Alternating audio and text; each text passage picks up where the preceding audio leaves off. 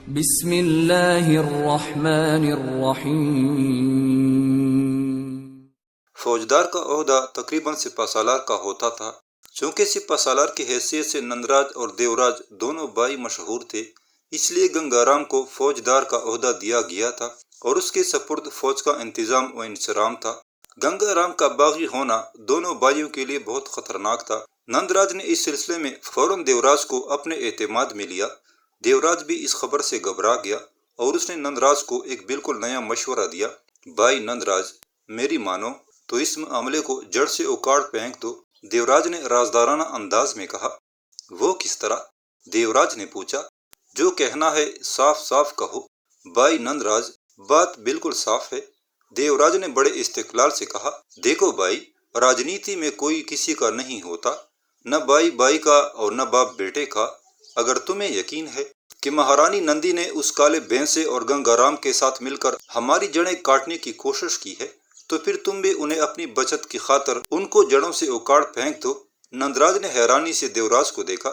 تمہارا مطلب ہے کہ نندی، سجنا اور گنگارام تینوں کو ٹھکانے لگا دیا جائے؟ صرف یہی تین نہیں، اگر ہمارے راستے میں 300 یا 3000 بھی آ جائیں تو ہمیں ان کو راستے سے ہٹانا ہی پڑے گا۔ دیوراج کا انداز فیصلہ کن تھا۔ نندراج نے اس سے اور کچھ نہ کہا، بلکہ وہ 2 دن اور 2 راتیں اسی ادیڑ پن میں رہا۔ اس نے اپنے جاسوسوں کو بلا کر فردن فردن ایک ایک سے فوجدار اور رانی محل کے معاملات کے بارے میں 100 سوالات کیے، مگر کوئی بھی گنگارام اور رانی محل کے درمیان کسی تعلق کو نہ بتا سکا۔ رانی محل کی جاسوس کنیزوں اور غلاموں نے قسمیں کھا کھا کر انہوں نے گنگارام یا اس کے کسی ہرکارے کو رانی محل میں آتے نہیں دیکھا۔ یہی بیان ان جاسوسوں کا تھا جنہیں وزیر برادران نے فوجدار گنگارام کی جاسوسی پر مقرر کیا تھا۔ انہوں نے بھی قسمیں کھا کر کہا کہ گنگارام کے پاس رانی محل کا نہ تو کوئی قاصد آیا اور نہ کبھی گنگارام نے رانی محل جانے کا ارادہ کیا۔ نندراج کی ان تحقیقات نے اسے رانی نندی کی طرف سے کسی حد تک مطمئن کر دیا اور اس کی نظروں میں سورج مکھی کی اطلاع مشکوک ہو گئی۔ پھر بھی مہارانی نندی اور سجنا کا معاملہ ابھی درمیان میں تھا۔ نندراج کو سجنا اور مہارانی نندی کے تعلقات پر اعتراض نہ تھا، بلکہ اصل اعتراض اس پر تھا کہ نندی نے اس قدر بے احتیاطی کیوں برتی کہ بات کنیزوں اور غلاموں میں پھیل گئی۔ اگر یہ بات رعایا تک پہنچی تو اس سے رانی محل کے ساتھ ساتھ وزیر برادران بھی بدنام ہوں گے، کیونکہ ایک تو نندی نندراج کی بیٹی تھی، دوسرے ریاست کی پوری انتظامیہ بھی نندراج ہی تھی۔ کچھ روز سوچ و بچار کے بعد ایک دن نندراج رانی محل پہنچ گیا۔ پورے رانی محل میں گھبراہٹ پیدا ہو گئی اور ہر شخص سوالیہ نشان بن کے رہ گیا۔ نندراج کیوں آئے ہیں؟ کس کی شامت آنے والی ہے؟ وغیرہ وغیرہ ہزاروں سوالات پیدا ہو رہے تھے۔ رانی محل کے باسیوں کے دل میں خوف ابھر رہا تھا۔ مہارانی نندی کی کئی کنیزوں نے بھاگ کر اسے ایک ساتھ اطلاع دی۔ مہارانی، نندراج تشریف لا رہے ہیں۔ ان کے چہرے سے غصہ ٹپک رہا ہے۔ مہارانی بڑے جلال میں ہیں نندراج جی۔ کنیزوں نے اپنے اندازے مہارانی کے سامنے اگل دیے اور مہارانی کی یہ کیفیت کہ وہ منہ کھولے ہکا بکا ایک ایک کو دیکھ رہی تھی، جیسے اسے کچھ سمجھ نہ آ رہی ہو۔ اس کی شادی کو 4 سال ہو چکے تھے اور جس دن سے وہ بیاہ کے آئی تھی بس راج محل کی ہو کر رہ گئی تھی، سوائے ایک آدھ بار کے وہ میکے نہ گئی تھی اور نہ میکے والوں نے اس کی کوئی خبر لی تھی۔ وہ اس لیے پریشان تھی کہ 4 سال بعد یہ دوسرا یا تیسرا موقع تھا کہ اس کا باپ نندراج، جسے پوری ریاست کا بے تاج بادشاہ سمجھا جاتا تھا، اس سے خود ملنے آ رہا تھا اور بغیر کسی اطلاع کے۔ مہارانی ان خیالوں میں گم تھی کہ نندراج سامنے سے آتا ہوا دکھائی دیا۔ داروغہ رانی محل سجنا اس کے پیچھے پیچھے چل رہا تھا۔ اس کے ساتھ بہت سی کنیزیں بھی تھیں۔ مہارانی نے جلدی سے خود کو سنبھالا اور آگے بڑھ کر نندراج کا استقبال کیا۔ 100 پرنام وزیر بابا، آج تو میرے محل کی قسمت جاگ اٹھی۔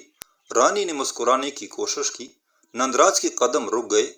اس نے پتری کے سر پر ہاتھ پھیرا اور دعا دی۔ سدا سہاگن رہو نندی۔ اس نے جواب میں رسم پوری کر دی۔ نندی نے جیسے نندراج کا جواب سنا ہی نہیں، وہ پھر خیالوں میں گم ہو گئی تھی۔ نندراج نے اس کے چہرے کی طرف دیکھا، پھر بولا، کیا سوچ رہی ہو نندی؟ اندر چلنے کو نہیں کہو گی؟ نندی شرمندہ سی ہو گئی، سنبھل کے بولی، وزیر بابا، یہ آپ ہی کا گھر ہے، قدم بڑھائیے، رک کیوں گئے ہیں آپ؟ نندی نے بڑی خوبصورتی سے اپنی بوکھلاہٹ چھپائی۔ نندی کی خوابگاہ پر پہنچ کر نندراج نے کہا، میرے پیچھے آنے والوں کو رخصت کر دو، میں تمہارے پاس پہنچ چکا ہوں۔ نندی نے ہاتھ کا اشارہ کیا اور ساری بھیڑ چھٹ گئی۔ نندراج مہارانی کی آراستہ خوابگاہ میں داخل ہوا۔ پوری خوابگاہ مختلف قسم کے خوشبوؤں سے مہک رہی تھی۔ نندی ایک چاندی کے سٹول پر بیٹھ گئی اور باپ کو چپر کٹ کی طرف اشارہ کیا۔ اس پر آرام سے بیٹھیے وزیر بابا۔ نندراج چپر کٹ کے کونے پر بیٹھ گیا۔ ایک کام آن پڑا ہے تم سے، نندراج نے ایک دم بات شروع کر دی۔ میں آپ کے کس کام آ سکتی ہوں وزیر بابا؟ جان حاضر ہے، آپ حکم دیجئے، نندی نے بڑی سعادت مندی سے جواب دیا۔ بالاپور کے قلعہ دیونہلی کا محاصرہ ہو رہا ہے، ایک نئی فوج تیار ہو رہی ہے وہاں کے لیے، مضبوط جوان بھرتی کیے جا رہے ہیں اس کے لیے۔ نندراج نے رک کر مہارانی نندی کا منہ دیکھا۔ مہارانی نندی ایک ذہین عورت تھی، مگر نہ معلوم اس وقت کس الجھن میں تھی کہ نندراج کا اشارہ نہ سمجھ سکی۔ اس نے ذرا حیرانی سے پوچھا، وزیر بابا، میں اس سلسلے میں کیا کر سکتی ہوں آپ کے لیے؟ بھائی دیوراج کا خیال ہے کہ نندراج پھر رکا۔ وہ نندی سے کسی قسم کا جھگڑا نہیں چاہتا تھا۔ ان کا خیال ہے کہ تمہارے محل کا داروغہ ایک لمبا چوڑا نوجوان ہے، اسے کچھ دنوں کے لیے محاذ پر بھیج دیا جائے۔ نندی کی سمجھ میں اب ساری گفتگو اور انداز گفتگو آ گیا۔ اسے غصہ تو بہت آیا، مگر وہ ضبط کر کے بولی، آپ مالک ہیں وزیر بابا، جس کو چاہیں رکھیں، جس کو چاہیں نکالیں، مجھ میں کیا طاقت کہ میں آپ کے حکم کو ٹالوں؟ نندی کا لہجہ بہت جلتا ہوا تھا۔ یہ بات نہیں نندی، نندراج نے بھی مصلحتاً تحمل سے کام لیا، میں تمہاری مرضی کے بغیر اسے نہیں لے جاؤں گا، یہ ایک ملکی ضرورت ہے۔ سجنا ایک کوڑیل جوان ہے، شمشیر زنی اور شہ سواری بھی جانتا ہے، 4-5 آدمیوں پر باری پڑتا ہے، اس لیے ہم نے یہ سوچا تھا کہ سجنا کو دیونہلی کے محاذ پر آزمایا جائے، اگر مفید ثابت ہو تو اس کو ترقی دی جائے۔ محل کا داروغہ تو بس عمر بھر داروغہ ہی رہ جاتا ہے۔ نندراج کا لہجہ مشفقانہ تھا، اس لیے نندی نے بھی جھگڑا کرنا مناسب نہ سمجھا اور جواب میں نرمی سے بولی، وزیر بابا، اگر آپ کا خیال ہے کہ سجنا کا دیونہلی جانا اس کے مستقبل کے لیے بہتر ہے تو پہلے آپ اس کا بدل میرے پاس بھیجیں، میں اسے پسند کر لوں تو آپ اسے بلوا لیجیے گا۔ نندی نے انکار نہیں کیا تھا، اس لیے نندراج نے زیادہ زور دینا مناسب خیال نہ کیا۔ اسی وقت ایک کنیز نے آ کر اطلاع دی کہ کھانا لگا دیا گیا ہے۔ نندی اٹھ کھڑی ہوئی، اس نے کہا، بابا چلیے پہلے کھانا کھا لیجیے پھر باتیں ہوں گی۔ نندراج کھانے کے معاملے میں بہت محتاط تھا، اس کے سینکڑوں نہیں ہزاروں دشمن تھے، وہ کسی کی دی ہوئی چیز چکھتا بھی نہ تھا، مگر نندی نے کچھ ایسے خلوص اور پیار سے کہا کہ اسے اپنی قسم توڑنا پڑی۔ وہ نندی کے ساتھ کھانے کے کمرے میں چلا گیا۔ اس نے کھانا شروع کیا تو بے ساختہ اسے نندی کی ماں یعنی اپنی بیوی کا خیال آ گیا، وہ اسی قسم کے کھانے پکاتی تھی۔ اس خیال کے آتے ہی نندراج کے سخت دل میں نندی کے لیے ایک اور نرم گوشہ پیدا ہو گیا۔ نندراج کھانے سے فارغ ہوا اور بغیر کچھ اور گفتگو کے وہاں سے روانہ ہو گیا۔ حالانکہ نندی نے اسے تھوڑی دیر اور بٹھانے کی بے حد کوشش کی۔ اس واقعے کو 6 ماہ سے زیادہ عرصہ گزر گیا، بات آئی گئی ہو گئی، نہ نندراج نے رانی محل میں کوئی دوسرا آدمی بھیجا اور نہ رانی نندی نے سجنا کو محل سے ہٹایا۔ اس دوران نندراج اور مہارانی نندی میں کوئی ملاقات نہ ہوئی۔ نندراج کو اپنی ریاستی جھگڑوں سے ہی چھٹی نہ ملتی تھی کہ وہ کسی اور طرف دیکھتا، اور مہارانی نندی اپنے رنگ میں مگن تھی۔ پھر اس دن شمشیر زنی کے مقابلے میں اتفاق نندراج، دیوراج اور نندی اور راجا کرشن اوڈیرو سب آمنے سامنے ہو گئے تھے۔ رانی نے اسٹیج کے اوپر سے چیخ کر حکم دیا تھا کہ شمشیر زنی کا مقابلہ ختم کر دیا جائے، اور اس آواز پر نندراج اور دیوراج دونوں ہی اسٹیج کے اوپر یہ معلوم کرنے گئے تھے کہ آخر مہارانی مقابلہ کیوں بند کرا رہی تھی۔ یہ ایک مختصر ملاقات یا محض آمنا سامنا تھا، یا پھر اس کے بعد اچانک رانی نندی کا یہ فوراً بلاوا تھا۔ رانی کا پیغام لانے والی سورج مکھی تھی، جس کی شاطرانہ چالوں کو ایک جھلک ابھی دکھائی دی گئی تھی۔ سورج مکھی گو نندراج کی جاسوس تھی، لیکن اس نے سجنا اور فوجدار گنگا رام کے گٹھ جوڑ کے بارے میں جو اطلاع دی تھی وہ سچ ثابت نہیں ہو رہی تھی۔ اسی وجہ سے نندراج نے اب اس سے کوئی سوال نہ کیا تھا اور یہ کہہ کر اسے واپس بھیج دیا تھا کہ وہ رانی کے پاس تھوڑی دیر میں پہنچ رہا ہے۔ نندراج نے احتیاط کے طور پر دیوراج کو اپنے رانی محل جانے کی اطلاع کرا دی تھی، اور اس کی تاکید کے ساتھ کہ اگر اسے رانی محل میں زیادہ دیر ہو جائے تو وہ دریافت حال کے لیے وہاں پہنچے۔ ان دونوں بھائیوں نے آپس میں طے کر رکھا تھا کہ جب دو میں سے کوئی ایک تنہا کہیں جائے تو دوسرا اس کا خیال رکھے۔ نندراج کا رانی محل پر پرجوش استقبال ہوا۔ رانی نندی اپنی تمام کنیزوں کے ساتھ محل کے صدر دروازے پر اس کی منتظر تھی۔ نندراج پہنچا تو رانی نے اسے بڑے ادب سے جھک کر پرنام کیا، پھر اس کے پیر چھونے کے لیے جھکی۔ ہندو مذہب اور تہذیب میں کسی کے پیر چھونے کا مطلب ہوتا ہے کہ پیر چھونے والا اس کی بزرگی اور عظمت کا دل سے معترف ہے۔ شادی کے بعد یہ پہلا اتفاق تھا کہ رانی نندی نے باپ کے پیر چھونے کی کوشش کی، مگر نندراج نے اسے پیروں کی طرف جھکنے دے کر فوراً اس کے ہاتھ پکڑ لیے۔ یہ کیا کر رہی ہو؟ نندراج نے اسے ٹوکا۔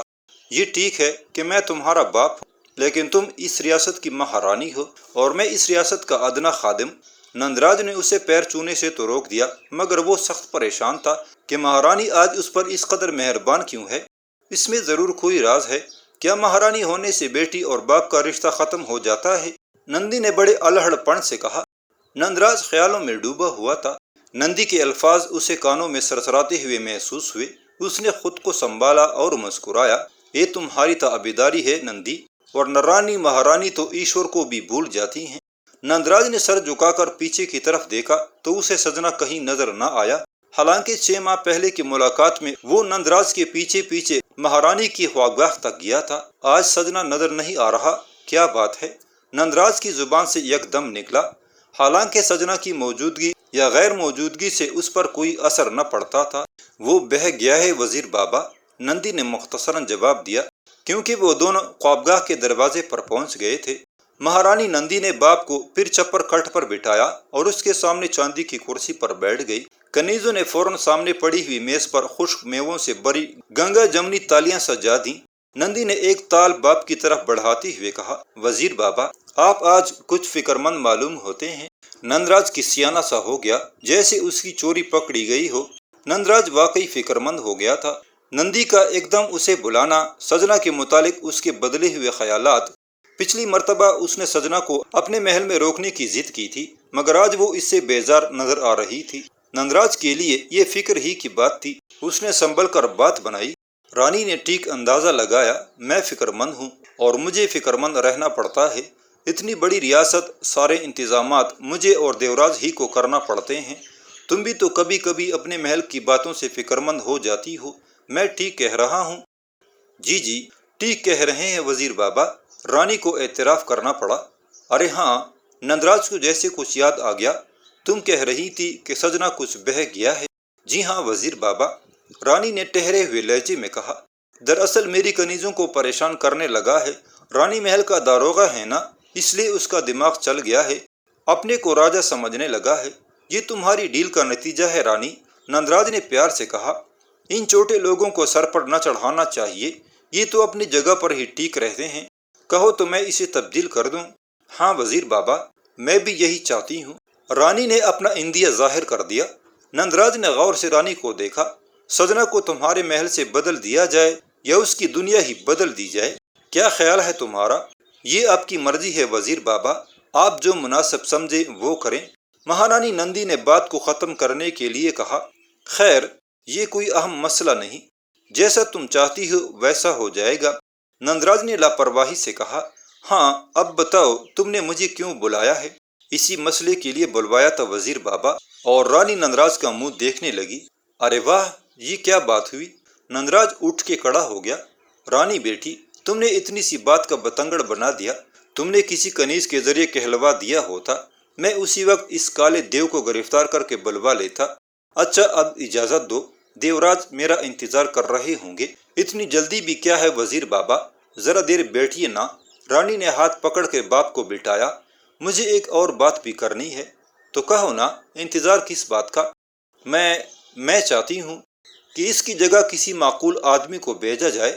رانی نندی نے ٹہر ٹہر کے کہا، کیوں نہیں کیوں نہیں؟ نندراج نے سر ہلایا۔ رانی بیٹی، تمہیں اس سے زیادہ ذمہ دار آدمی دیا جائے گا۔ آپ کی نظر میں کوئی ایسا آدمی ہے وزیر بابا؟ اس نے باپ سے سوال کیا۔ ابھی تو نہیں، تم نے کہہ دیا ہے تو ہم دونوں اب اس مسئلے پر غور کریں گے اور کسی ایسے آدمی کو اس جگہ لگائیں گے جسے تم ضرور پسند کرو گی۔ نندراج نے جان چھڑانے کے لیے کہا، اگر آپ مجھے کچھ اہمیت دیتے ہوں تو میرے ذہن میں 2 نام ہیں۔ رانی کے لہجے میں دبا دبا سا طنز تھا۔ تم مہارانی ہو نندی بیٹی، نندراج زور دے کر بولا۔ راجہ کرشن اوڈیر کے بعد اس ریاست کی سب سے اہم شخصیت تم ہی ہو، تو آپ یوں کیجئے وزیر بابا۔ نندی نے رک کر باپ کے چہرے پر نظریں گاڑ دیں۔ آپ شہباز خان اور حیدر علی ان دونوں نوجوانوں کو میرے محل کا داروغہ بنا دیجیے۔ یہ میرا حکم نہیں بلکہ درخواست ہے بابا۔ نندراج کا دماغ گھوم گیا۔ اسے اب معلوم ہوا کہ مہارانی نے اسے اچانک کیوں بلایا ہے۔ وہ مہارانی کے اس مطالبے کے مضمرات کو فوراً ہی بانپ گیا۔ شہباز اور حیدر علی ابھرتے ہوئے شمشیر زن اور شہ سوار تھے۔ نندراج نے ان کے مقابلے میں کامیاب ہونے کے ساتھ ہی یہ فیصلہ کر لیا تھا کہ ان دونوں نوجوانوں کو مراعات اور احسانات کے ذریعے پوری طرح اپنے قابو میں رکھا جائے، کیونکہ ان دونوں کی اٹھان بتا رہی تھی کہ یہ جوان ایک دن سرنگا پٹنم کے افق پر آفتاب بن کے چمکیں گے۔ نندراج کو خاموش دے کر مہارانی نے اپنی بات دہرائی۔ وزیر بابا، کیا آپ کو مجھ سے اتنی بھی محبت نہیں کہ آپ میری یہ درخواست قبول فرمائیں؟ یہ بات نہیں نندی، نندراج نے اپنی پریشانی چھپاتے ہوئے کہا۔ میں تو یہ سوچ رہا ہوں کہ ان دونوں جوانوں کے مستقبل کا فیصلہ ہم پہلے ہی کر چکے ہیں، اب اس فیصلے کو کیسے بدلا جا سکتا ہے؟ آپ نے کیا فیصلہ کیا ہے ان کے لیے؟ رانی نے فوراً سوال کیا۔ ہم دونوں بھائیوں نے فیصلہ کیا ہے، نندراج نے فوراً جواب دیا۔ شہباز کو 1000 پیادوں اور 5000 سواروں کا سالار اور حیدر علی کو، جو ابھی بہت کم سن ہے، 100 سواروں کے دستے کا سردار بنا دیا جائے۔ مگر وزیر بابا، رانی محل کا داروغہ ہونے سے ان کی ترقی میں کوئی فرق نہیں پڑے گا۔ رانی نے بیچ میں دخل دیا۔ میں اپنے محافظ دستے کو بھی اپنے داروغہ کے حوالے کر دوں گی۔ یہ تو ٹھیک ہے، نندراج پہلو بدل کے بولا، مگر یہ سب کچھ تو اسی وقت ممکن تھا جب شہباز اور حیدر علی سرنگا پٹنم میں رہ سکتے۔ میں سمجھ نہیں سکی وزیر بابا، رانی الجھتے ہوئے بولی۔ آخر وہ سرنگا پٹنم میں کیوں نہیں رہ سکتے؟ کون سی مجبوری انہیں شہر چھوڑنے پر مجبور کر رہی ہے؟ مجبوری یہ ہے میری رانی کہ وہ دونوں میسوری لشکر کے ساتھ بالاپور کے قلعہ دیون پر حملہ کے لیے جا رہے ہیں۔ نندراج نے آخر رانی پر حملہ کر ہی دیا، مگر اس حملے کی مجھے یا مہاراج کرشن اڈیر کو تو خبر نہیں۔ رانی نے پہلو بدل کر جوابی وار کیا۔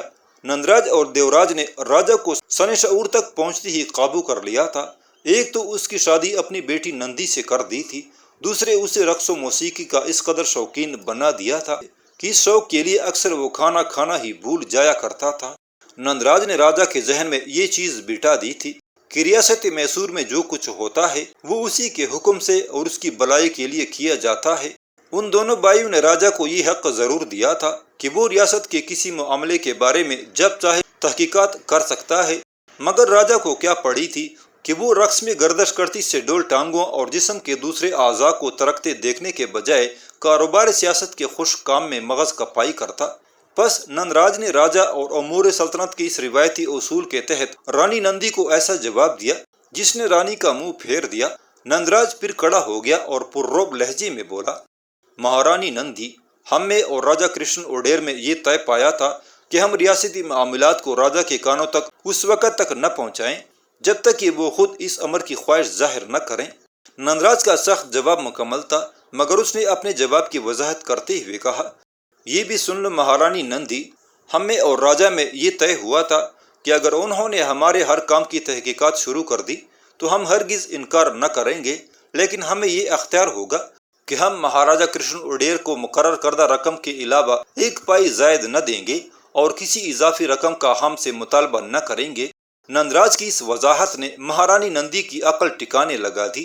رانی نے اپنے باپ اور چچا سے زبانی یہ وعدہ یا معاہدہ کیا تھا کہ وہ اپنی رانی محل کے لیے ایک مقررہ رقم حاصل کیا کرے گی، مگر اس نے اپنے اخراجات اس قدر وسیع کر لیے تھے کہ اسے جو مقررہ رقم ملتی تھی وہ آدھی مہینے میں ہی ختم ہو جاتی تھی اور اسے اپنے وزیر بابا سے ہر ماہ اضافی رقم کی درخواست کرنا پڑتی تھی۔ وہ سمجھ گئی کہ نندراج نے مہاراجہ کرشن اڈیر پر بات رکھ کر دراصل خود رانی کے کان کھولے ہیں۔ مہارانی نندی مزید کوئی بات نندراج سے نہ کر سکی۔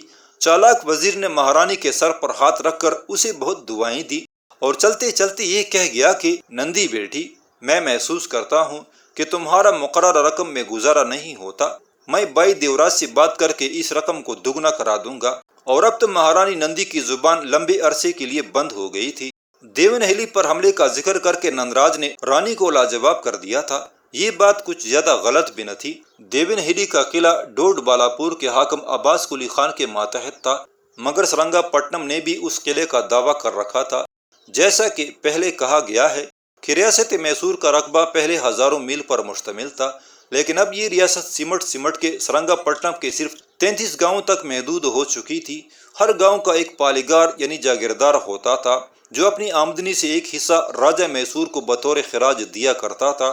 پورے جنوبی ہند میں ایسے ہی پالیگار ہوا کرتے تھے جو اپنے مرکز یعنی راجہ کو کمزور دیکھتے تو فوراً آزادی کا اعلان کر دیتے تھے، اور جب ان پر کوئی بڑی طاقت حملہ آور ہوتی تو وہ باز گزار ہو جاتے تھے۔ میسور کی ریاست روز بروز کمزور ہوتی جا رہی تھی۔ یہاں راجہ موجود ہونے کے باوجود اقتدار وزیروں کے ہاتھ میں تھا، اور وزیروں کی مصلحت یہ ہوتی کہ وہ قرب جوار کی تمام بڑی طاقتوں کو خراج دیتے تھے۔ چنانچہ میسور ایک طرف تو نظام الملک کو خراج دیتا اور دوسری طرف مرہٹوں کو بھی خوش کرنے کے لیے انہیں ایک معقول رقم بطور خراج پیش کرتا تھا۔ نندراج اور دیوراج کو ریاست کو وسعت دینے یا اپنی گردن چھڑانے کی فکر نہ تھی، وہ تو بس یہ چاہتے تھے کہ ریاست کا کاروبار اسی طرح چلتا رہے اور وہ اپنی منمانی کرتے رہیں۔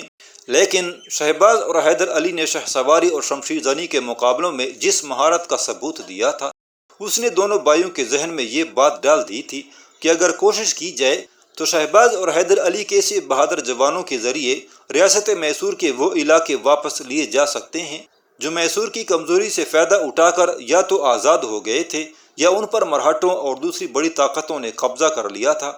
اس خیال کے آتے ہی نندراج نے بالاپور کے قلعے دیون حیلی پر قبضے کی بات سوچی۔ پھر یہ بات اس وقت اور پکی ہو گئی جب رانی نندی نے اپنے محل کے داروغہ بنانے کے لیے شہباز اور حیدر علی کو مانگا تھا۔ نندراج نے رانی نندی کے پاس سے واپس آتے ہی اس سلسلے میں دیوراج سے بات کی۔ کیوں دیوراج، قلعہ دیون حیلی کے بارے میں تمہارا کیا خیال ہے؟ ارے خاک ڈالو دیون حیلی پر، دیوراج نے الجھتے ہوئے کہا۔ پہلے رانی محل کی بات سناؤ، کیوں بلایا تھا اس نے؟ ارے دیوراج، رانی محل کی بات ہی سے تو قلعہ دیون حیلی کی بات نکلی ہے، نندراج نے ہنستے ہوئے کہا۔ رانی محل کی رانی مجھ سے شہباز اور حیدر علی کو مانگ رہی تھی۔ دیکھو تو بلا، ہے نا یہ پاگل پن؟ دیوراج گھبرا گیا۔ کیوں وہ شہباز اور حیدر علی کو کیوں مانگ رہی تھی؟ کیا کوئی نئی چال چلے گی وہ؟ معلوم تو مجھے بھی ایسا ہوتا ہے، نندراج نے جواب دیا، مگر میں نے اسے ایسا جواب دیا ہے کہ اس کا منہ بند ہو کر رہ گیا۔ اچھا بلا کیا جواب دیا تم نے؟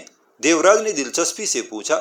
میں نے کہا کہ نندراج اور دیوراج نے تو انہیں دیون حیلی کے قلعے پر حملے کے لیے منتخب کر لیا ہے، وہ دونوں میسور کا پرچم اس قلعے پر لہرائیں گے، مگر وہ قلعہ عباس قلی خان کے علاقے میں ہے۔ دیوراج نے اسے بتایا۔ اس سے جھگڑا مول لینا مناسب نہیں، تم نہیں سمجھو گے یہ بات دیوراج، نندراج نے کہا۔ میں بتاتا ہوں تمہیں۔ 10 سال پہلے شہباز اور حیدر علی کو عباس قلی خان نے نقاروں کے اندر بند کر دیا تھا، اور حیدر صاحب نے 18,000 کی رقم ادا کر کے انہیں عباس قلی خان سے چھڑایا تھا۔ اس حملے میں شہباز اور حیدر علی عباس قلی خان سے اپنی اور اپنی ماں کی بے عزتی کا بدلہ لیں گے۔ تم دیکھنا تو ذرا، یہ بچے عباس قلی خان کے لشکر کا منہ پھیر کر رکھ دیں گے۔